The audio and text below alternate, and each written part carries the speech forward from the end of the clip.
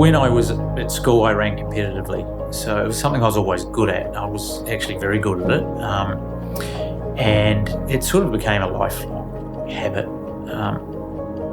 So I would, even when I was sort of working really hard and travelling, I would, always pack my running shoes. If I was in Singapore, if I was in Dubai, if I was in Southeast Asia somewhere, I'd get off the plane and go for a run. When I was, I think it was 5 or 6, Mum and Dad used to send me to church. It was a Presbyterian church. I remember some elderly ladies that ran the Sunday school part, and I can just remember that was a really good time for me, and that was the first I'd sort of heard of Jesus, this man called Jesus. And that stuck with me, even though I went out and sort of lived in the world for a long time, and I wouldn't have called myself a Christian for a long time after that. 30 more years I lived in the world, and I loved the world, and I was just doing all the things that people do when they live in the world and they don't really have Christ. And then a few years ago, I bought a business, and for the first 2 or 3 years it was going very swimmingly. Then we started sort of investing in other areas and trying to develop a new part of the business, and it required a lot of cash. At the same time, the other side of the business started into a downturn. There was a market downturn, so financially we came under a lot of pressure. So I was spending just a lot of my time wondering how I was going to pay the bills next week. And so literally I'd find myself in bed at night, I'd wake up, and then I would just stare at the ceiling for half an hour, just literally worrying about, are we going to still be in business next week? How am I going to pay the bills? And then I would just get up, walk around the house, try to distract myself. Really, it was about money. It was about finances, and it was about regret that I shouldn't have taken this decision.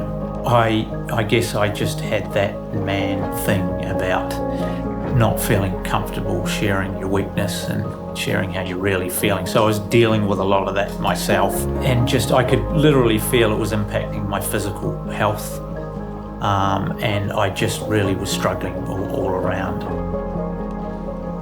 And one day I picked up a Bible and just started reading the Bible randomly, and the first thing that happened was I felt a peace like I'd never felt before. I can't even quite describe it. So I went from sort of lying awake, staring at the ceiling or pacing around the living room, to reading some Bible verses and laying down and just feeling this enormous peace that came over me.